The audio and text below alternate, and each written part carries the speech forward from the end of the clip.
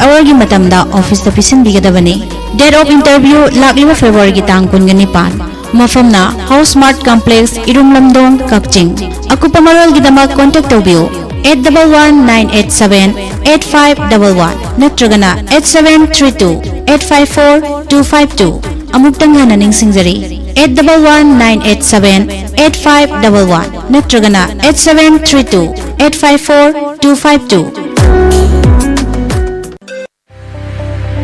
Admission open for new session 2021 IITM Institute of Information Technology Manipur, a smart computer training center Wangjing Bazar near Salungpam Parking first floor. Anoba sahi gi ahanba batch ki oina DCA, PGDCA amasung DTP yauna tha amadagi hauraga tha 12 fawgi tongan ba certificate coursing amadi makhal khuding makki short term coursing tamba phangbigani. Aikogi office hour ayuki pung 3 tagina nungthil gi pung 3 fawba hangjagani. Akupa marol gi damak call tawbiyo 87-877-27937 amuktang hanna 87-877-27937.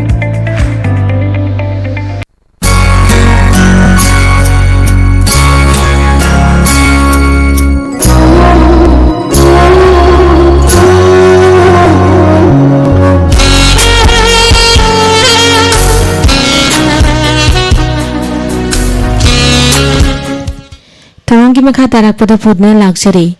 Namajing wik khudingi sandok chariba live talent han ki thoram.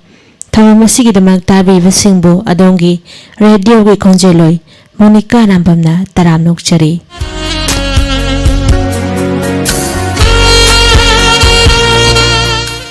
Nasigi live talent han da thamjariba khogi mobile number 7630944377 number ase amutang hanan singjari 7630944377 harba number asida call tawbirakna adongi isada lebi talent adamak uthokpiba yagani aduga ngasi ase nangmaijing numit oba maramna isai sakpagi khadong chaba adu thamjade haina su tabi bisingi mafamda nolong singjagi thamam asigi ahan balaiba faraba caller lakhotchari. Hello.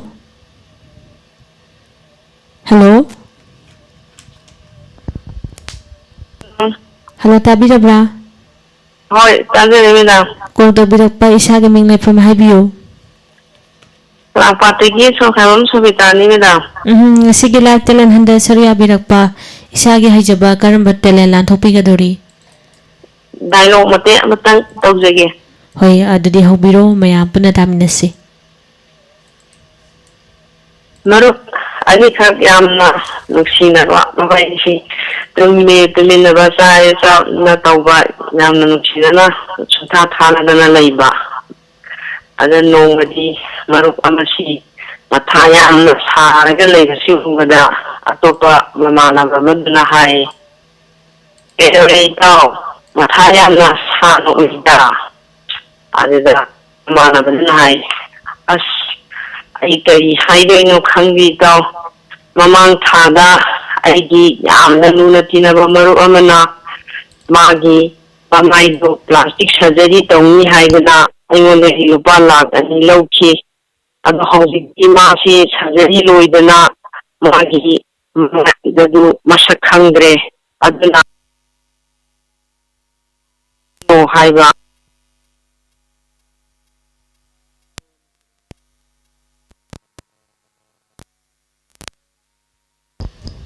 Tagasari ngasige tharom masida sabya biraktuna isana haijaba talent amakala thokpiramba thakat bafungdok chari mathangi caller amada muk khudong chaba pijari.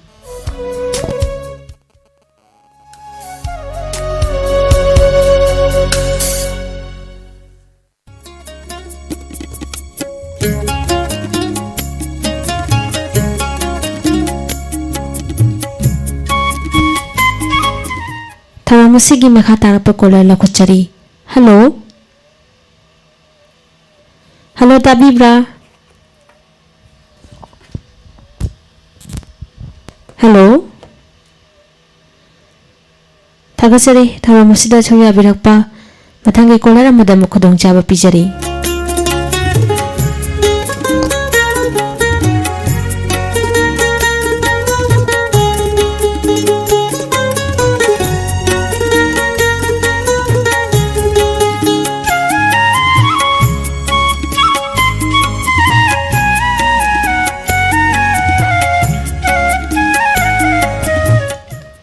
Hello. Hello? Taramnok Sari call to Birakpa isagi ming from Hibio.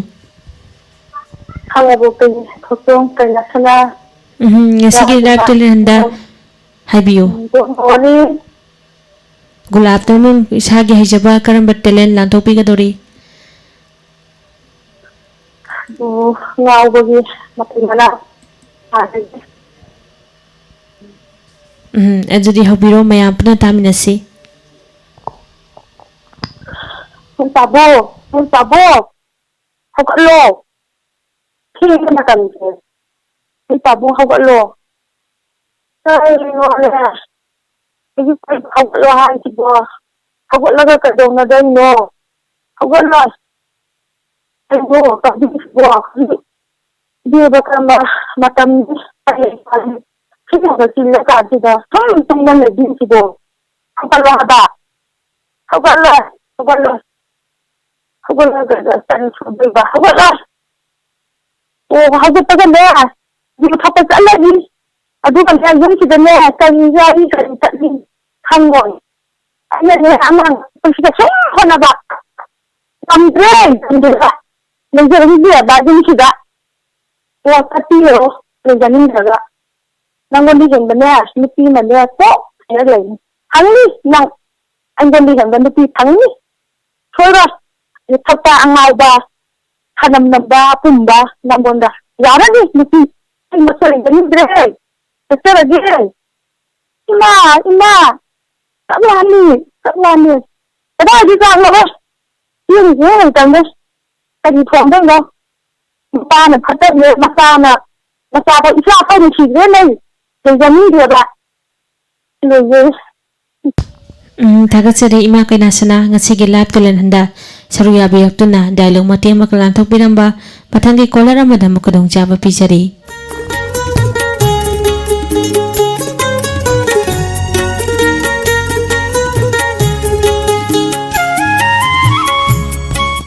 Sandokjariba tharom live talanhan tharom asida thamjariba koi mobile number 7630944377 number ase amutang hanan ningsingjake 7630944377 hello taram nokshari call tabirakpa isagi minglay from haibiu ning amandiki ning premeshuri usalarti ngasigi live talanhan da sarwa birakpa isagi haijaba karamba talent lanthokpe gadori ameda bai dalong ka tang jake hoy adudi hobiro mayam puna taminasi awrage ko hobiro aina hawgadori ba dalawati pagi ningo moa ilaga pagi am thabak shuring da ba pam jupang ba adugi mawon hawjaraga Kali no ni dawri jibo. Habang na mo na chunuli ba. Na koy na dawri jibo kali no ni dawri jibo. Ay mai pima. Ay na ngai din niya. Na koy hinjara di phaido. Kali no ni na dawri jibo. Ima habang shuning da bani sige no pagi. Lai mina ga namara. Masige lai mina tu ja ine. Budi mamme.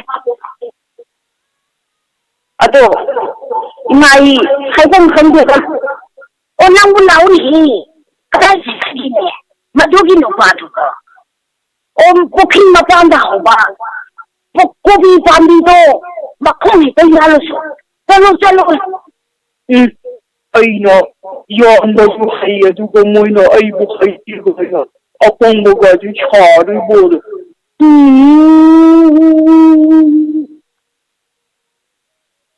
yo ta tu ko rai chidole yo ta ki are go hilto mo kong yon thalo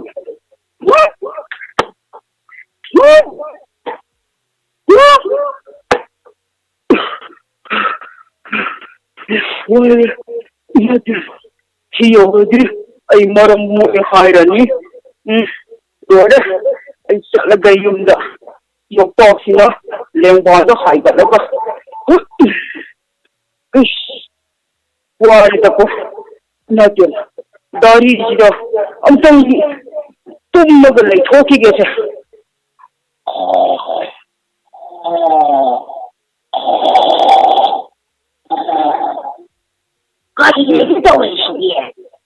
kopi makhong yalo hayaga mana kopi pambi ya khali jibo kari ni ga tawri jide himai de ma ai di mangjari ta ko hai ni mo mo na mo ne nang na pa si panggi da ko na tibong na mong chari ba nang na pa puro na thongdari bani nang pisa ko na tima kopi khongi kori ni adumai ngong ko no bro ai ji photo ju ni mo ni ko ju ko dia Kianta ba kasi shari ne nang na khani bu wa khan bu kai no ne ha ai ni hini ne da nang bu le jere di bai ne hai bi ma shin ga la sang da bu thoro nang ni mu fa to ri ba ta ba se ai ne de ta ga happy ai wa do ma so ni je ma pu jora ma se shin Pare ai ne e budi mame ado nang ne kasi batai ado nang ni ba se makon na jadi ai jam age imba tangbiro sak to ina thongage iru jara ba nga ju na chemamme ado thongage ma matang ji lo jara ge ne Thagachari yamna nungairaba Tiral mati makang ngasigil thamda saru yabirakta lantok piramba thagat pa phondok chari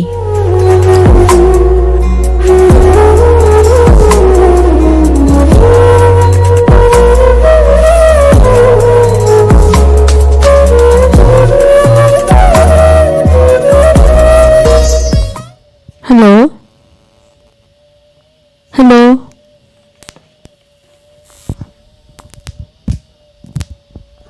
tabirabra ha Kung tabirak pa isa gaming may pamahabiyo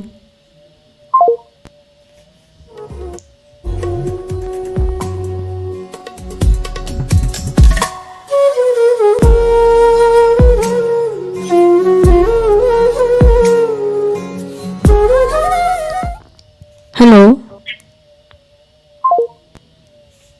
Line na si ako nakakto sa bully siya de line na si ano nga ita ba naman daga matang ida mo try to buduhay na nulog chari makata po kula lakot chari Hello Taram nuk chari kol to birak pa isa gaming life from habiyo Sarang manung leka di thiam ra di kawi sige live talin handa saruya birak pa isa gi haijaba karam battelen lan thukpi ka dori ai dialog mati am kan tau jara ke Hoy adudi hawbiro mayang punna tamina si dia ma a khong bro khong ri ma ngasai dai kai dawai ba hu phau chak thong haraga ai ya da thabak che kan haraga ma ting ju lai te sa yin jan ju lai te ka ri thong mo hai no ya ai ba mo ko thong ja lo ya dro ya da ma lo sam jara ge ngasi di Thagachari thawamasida saruya birakna dalo mati makhalan thopiramba mathangi kolera mudam khodong chaba pichari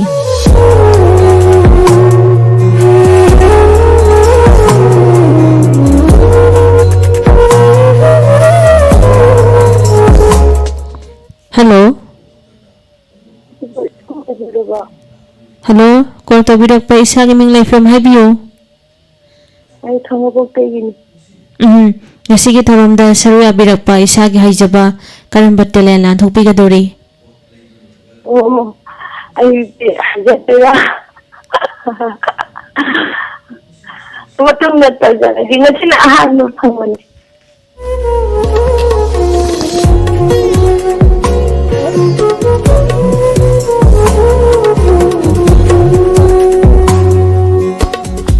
Sandok chariba tharam live talent han tharam asida thamjariba khogi mobile number 7630944377 number asi amutang halang singjagi 7630944377 tharam asigi makata pro caller lakhotchagi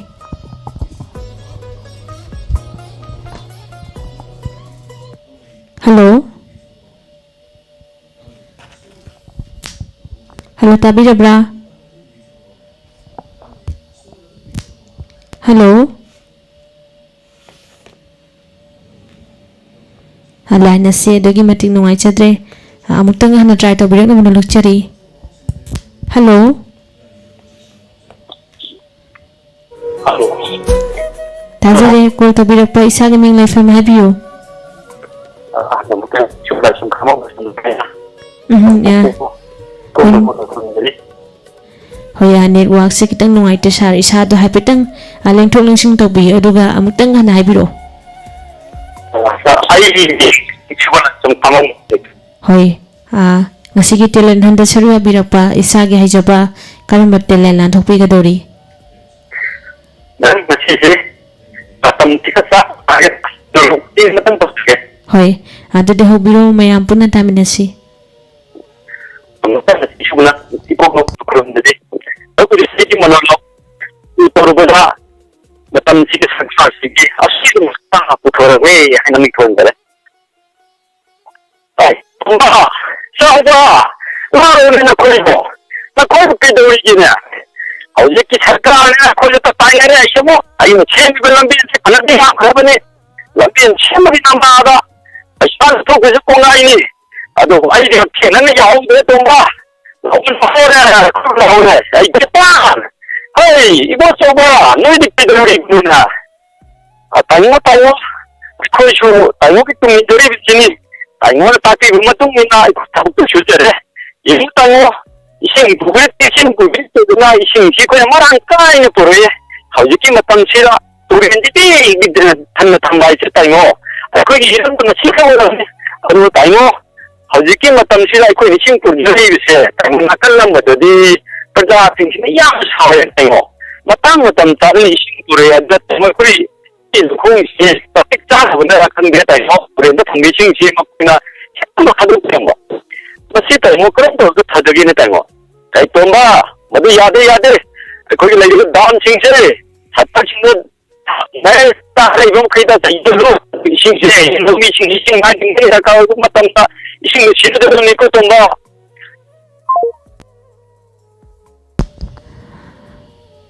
Hello? Sir, cincin pergi lain nasi tu. Tahu kau sir, amutang hana try to biro hana. Chance pijake.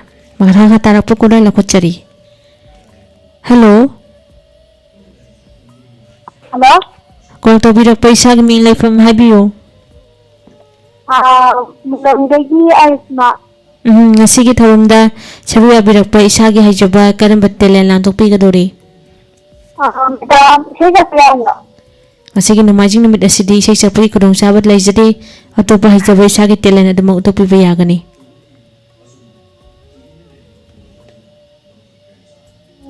Ya, budi.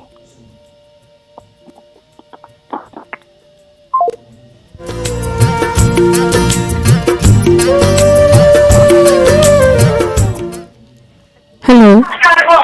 Hello. Taram nagsuri ko to birak pa isagi ming life from habiyo. Anji pinadikini, sinamay dikini. Hoy nga sige lahat telen handa sabiya birak pa isagi hajaba karamba telen lang tukpi kadori. Tulen si ama putang budi sum tahu ni apa. Hoy. Kalau sekali tulen hari tu kan isi je tu. Tahu ni mat. Jadi YouTube nama ngang ada ada ini sih nama ngang ada ini tu nak terapa nak kena mohang ni bah. Hello. Hello tajari hobiro isagi telen aduma utopi bayagani. Besi ko YouTube nak terapa. YouTube tu nama ngang ni. Ini nama sih orang kau cara. YouTube number nak terapa sih bah. Ako sanday sa iba tawamasi radio mo YouTube ta animal plop haja bani aduna YouTube tri khata tapna tapi ba du gini hobiro do mo isagi telen utopi bayagani. YouTube tu ngang.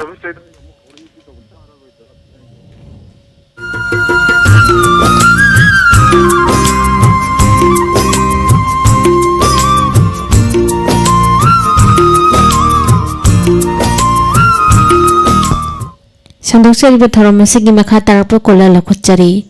Hello. Hello. Kung tabirak pa isagi ming life from habiyo. Hello. Ini Chandra. Ngasigi lahat telen handa saruya birak pa isagi hajaba karamba telen lang topi kadori. Hoy hobiro.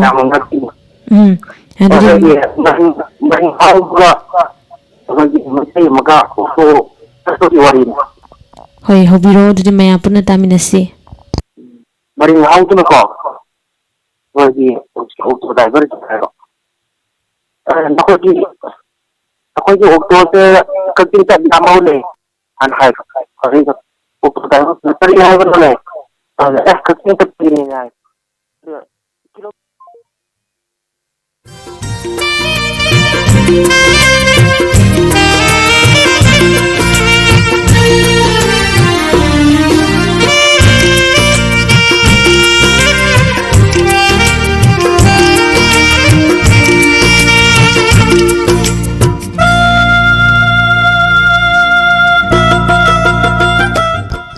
Hello.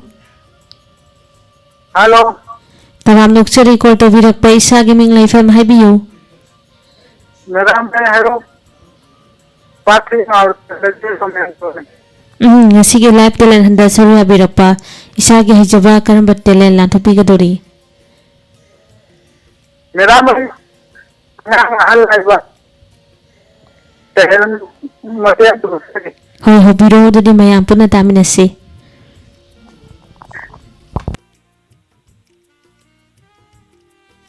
Madam ho gaya ke. Oh tayan. Tayan ang mukha lain mo. Oh nang kadai tali no. Oh ada. Oh aduh di. Nangji dadana na. Nang bunung siman dana. Nangji sapuat mayama. Pugirak pa niya tawa sa indirak siya.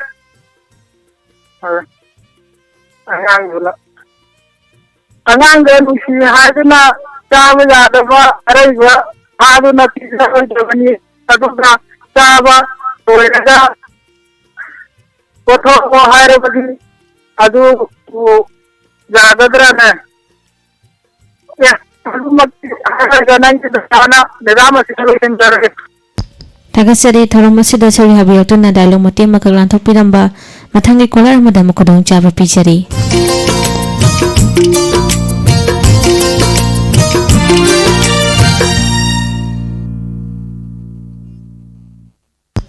Hello.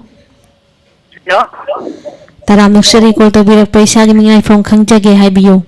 Sarang pangunang lakay di kitang paglay mo ni Ngasigi live talent handa saru habirakpa isagi hijaba karamba talent lanthopigadori.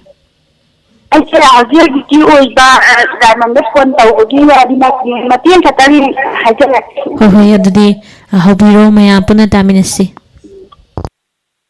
Na kaya kaya na ko nanda nami ko dahil lido sa tawgan ni kaya hajay no kung tawag tawag ni kung kumagatan na hindi ganito kahit pa pamulan ako niya ay ipon tawagin no ito bigyan ko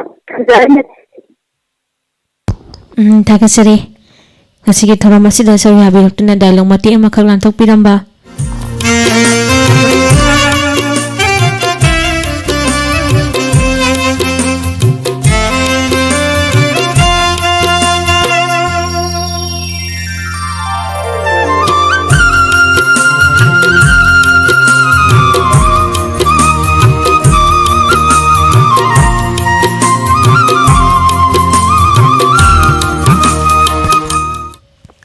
Hello.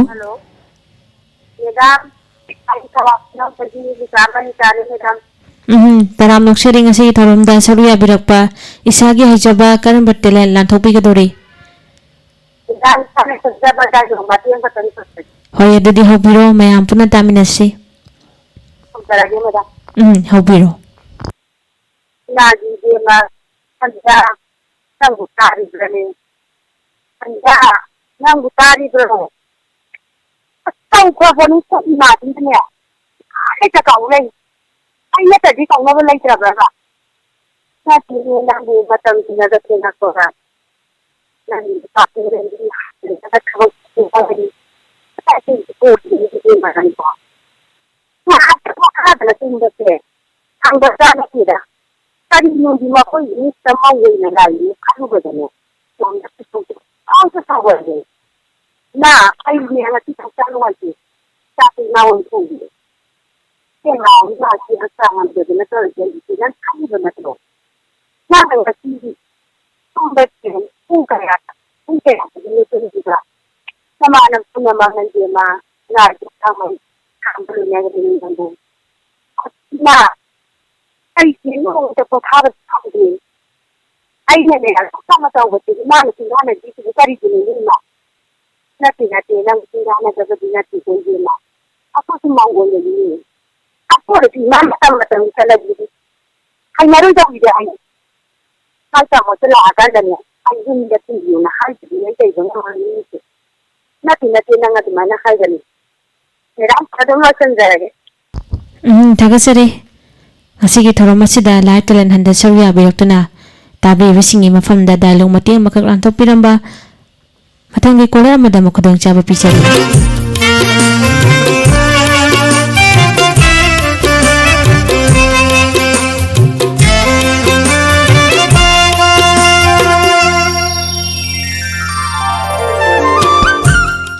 Hello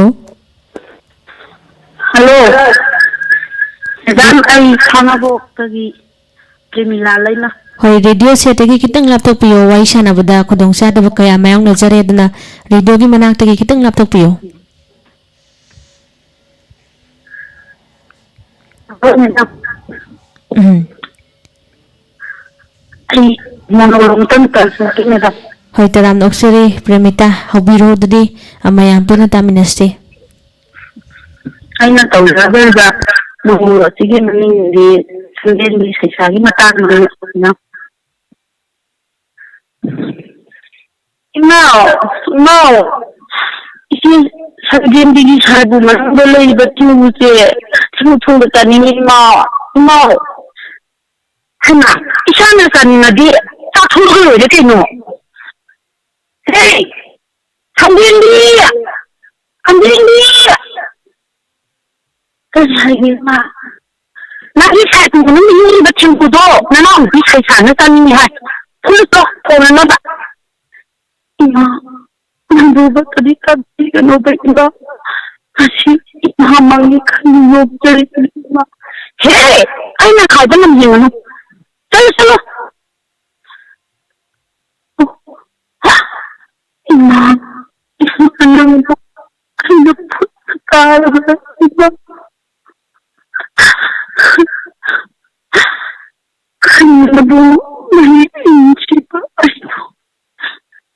Ima, sige nang diinan Ima. Sige Ima, sige na itag.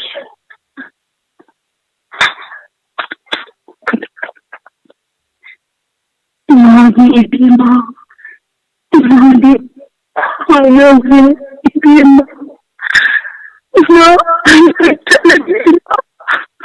Ima, sige na itag. Wani, tiga kita kabugan niya. Wala. Hindi ba? Ay, ilagay.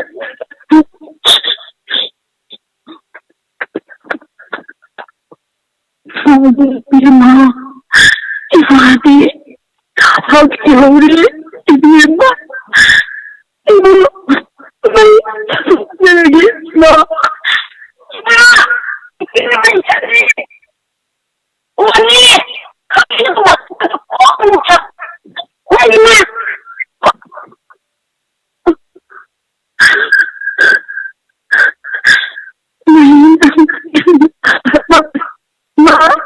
tawa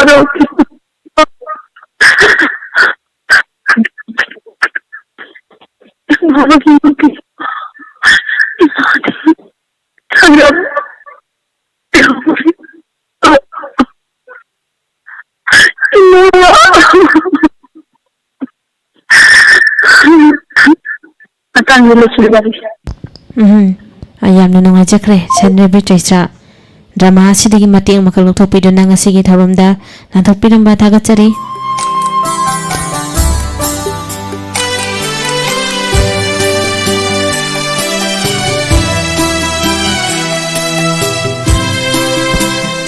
live ꯇꯦꯂꯦꯟꯍꯟꯕ ꯁꯤꯖꯤꯟꯅꯖꯔꯤꯕ ꯑꯩꯈꯣꯏꯒꯤ mobile number 7630944377 number ꯑꯁꯤ ꯑꯃꯨꯛꯇꯪ ꯍꯟꯅ ꯅꯤꯡꯁꯤꯡꯖꯒꯦ 7630944377 ꯊꯧꯔꯝ ꯑꯁꯤꯒꯤ ꯃꯈꯥ ꯇꯥꯔꯛꯄ call ꯂꯧꯈꯠꯆꯔꯤ hello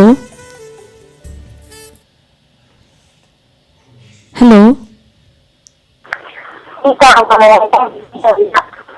ngasi thorom da saru abirakpa isagi haijaba karam battele lan thokpi gadori hoy adudi hobiro mayam puna tam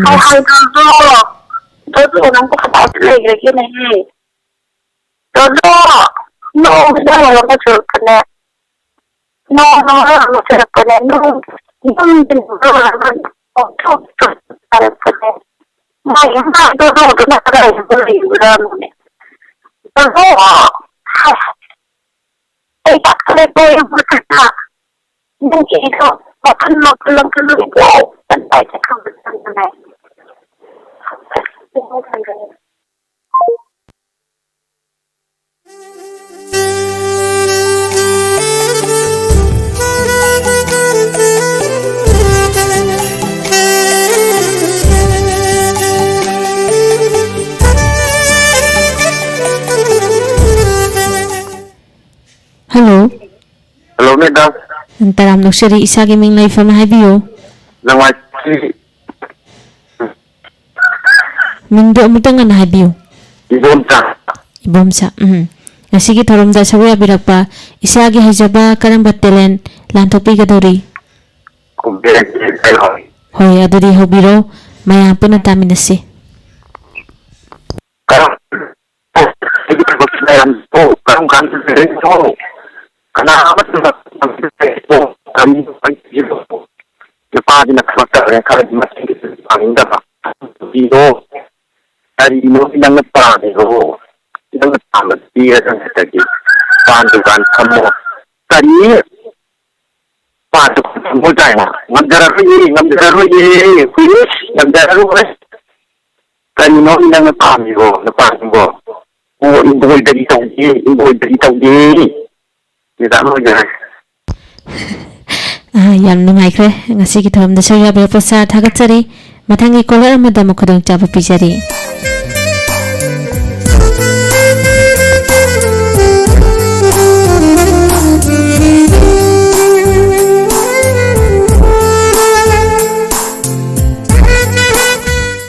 Hello. Hello. Taram nuksari isagi ming laifam haibiyo. Ay kama kuno party de gilangan. Ngasigi talent handa sari abirakpa isagi haijaba karam battelen lan thokpi gadori. Pero di may di dialogue to bage. Hoy adudi hobiro mayam puna taminasi. Kaya gino ay boss wala ay wala gano. Ay naman nagi kay sa pamke center. Kung tahango tamoy de wai. Oh my god. Nipon dahil ke. Hangero. Tinggal tongteng pun siyo ni tingkaban. Lepasan sangkai pun sisi mam labakan usia. Puna ni thani nang isa sinna ba hu pu baru siba. But the sura do am ay no tahalo no. Sing la pumatanda siba ning tok pira ti tuma na ti ta ri. Kana agum biyam bana ning bakan mo ko masida. Lebran ni haras ni tandi coffee no ko. Sangkar ay napo ning ba tumna ba. Isalagi. Saya dulu sendiri. Thagatsari ngasigi thorom asida sawi abirakpa langlen mathangi kolar amada mukhodong chaba pijari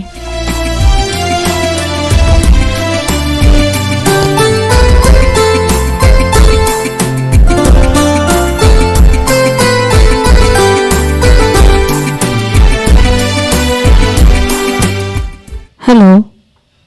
Hello. Taram nuksari kol tobirakpa isagi ming laifam khangjagi haibiyo. Kamu pilih kontak. Hoy. Kamu bawa tentang sahaja tidak ni. Isagi haijaba dalo kumbai no to piba yagani. Apa ya? Thagatsari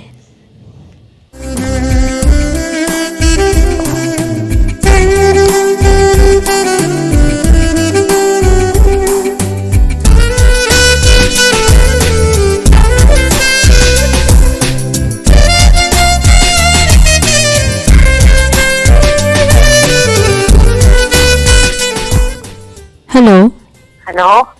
Taram nuksiri isang iming leifam haibiyo.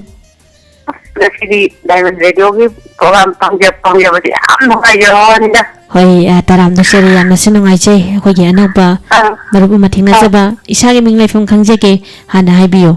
Tinong hoigi niroga. Ngasina ahanbani hainasu takpiri ado talent handa saru yabiraklebanina isagi haijaba karamba talent lanthokpigadori. Sering mutang pasukjagina. Waru bibaya de sering pathokpagi tharam de khoina irai nimitki ayuki pung 4 minute nifu dagi 10 minute kun fawda thamjariba sering sahekta saru yabiro duga atopa dialogue mati amu khatang warabasu dumang atopa talent unthok bibaya gani. Kalau dialogue ya radio kan siro hamal daw hajagiri ada. Hoi biro yani adudi mayam puna taminase. Manipur ibang tampakta signalin ngaliba Diamond Radio asigi sangsarada pangba dagi radio tawa pangdaba dagi TV ngo pangjadaba dagi khonga satpangam-daba da afaba pangting TV ba he Diamond Radio mata punamakta mayanggi seba matolo na tawdana sahi taibang pansida leiba mipung khudingmang na leiba khidi sangamba oiba Diamond Radio oiyo haidana ai haijarage dum thamjarage madam sigidi ahamba phongbo yam le mathangda amuk phajana program tawjaba kamjaba jujarage. Hoi thagasari yamna sunungaije akhoi maiki dagi su yafa paujal pijari tabi ibasing besu soyunga meyawdaba nungai yafaba tikta kaidana leiba matam sangna Diamond nasibu thawai hapiduna tabiduna leibiu hainasu Diamond gi maiki dagi yafa paujal pijari thagasari Tharam masida saru yabiramba mathangi kolar amada mukhodong chaba pijari.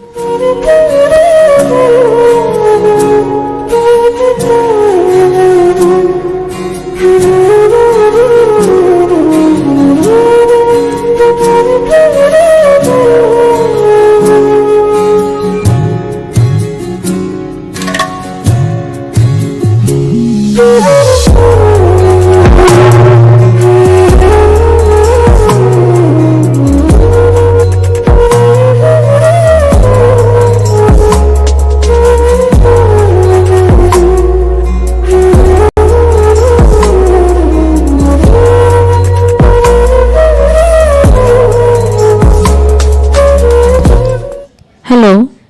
Hello. Taram nuksiri isagi ming leifam haibiyo. Good afternoon isagi. Mama ta tawjarake. Hoi habiyo duga isagi ming leifam hana khangjage haibiyo. Yang termani maka digi kumudi. Adu do hobiro maya puna taminase. Samje ni sai matang nan tawjarake. Hoi taminase hobiro. Ha samjendi. Hai samjendi now kari haji sadu jitta is bangamne thoki dangai ni na ma ayam na ti mai demba isia ta kunduna kara yong tonduna ni mai ngat mu than ji dei sia hoina than chi sia ma ke am phar ji nei sia now isi dinga yam phadi ye ina udi ke yam pharagi oi chen te yam phadi da kari no ne ngachi cha ai gi rai duksho ta je in na ta ta fi ti khune ni la isi chi ai na lamman khune na fi ti oi che am na ke yam phadi ni che now na mo ni su pi khara phari ni che They put it here, Yum the car, she don't let out the pick of her dinner. I mean, Mamma, quite on that one, I didn't let any to now. Oh, it's here, do her. Why, Macaron, she done there. I don't idea, my how we get, Jack of the pound, we get it out which you do. I do believe here. Karam, see, taking it to the in our so long, people, Karamina garden unit. Now, yeah, I don't get it. I can't be I can't be it. Yeah, I do. I said, the money to the theater, I don't know how I'm not part of the cake. Yeah, now, let's say the party. Yeah, how yeah, now, so how is it now? 이제 하나부터 닫아갈게. 하나부터 너무 째째 우선도 꼬시. 나 이천을 닫아로 강릉이 어시기 제샤 뭐 아니냐. 막이 막한 이거는 뭐 야운다. 당근 것이 해결하는 말. 좋아야지 그게 되는 시기. 이제 닫아가면 이제 닫아가기. 하나씩 파티다 있나. 해동기는부터 땀전지 하자. 얘기해 타와시는 말라봐오. 나디 딩어 선생님 나시디 나디 아메라이시다.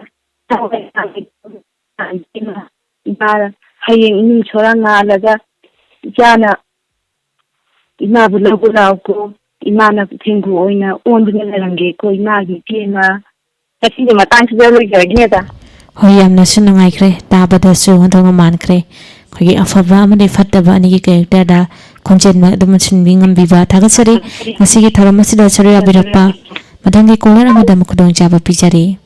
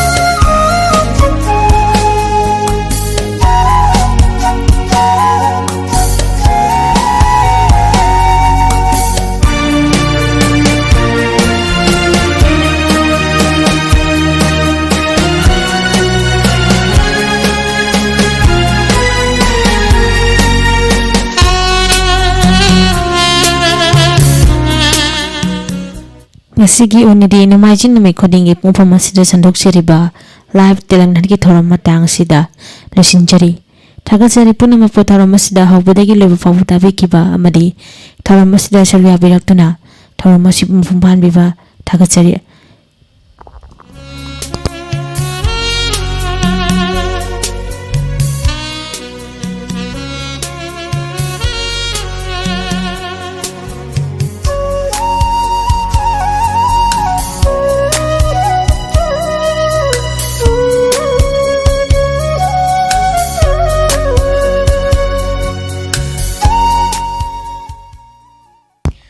Hauzik tabikre live talent han ki thoram asibu lanthok pi khibi Monica Arambam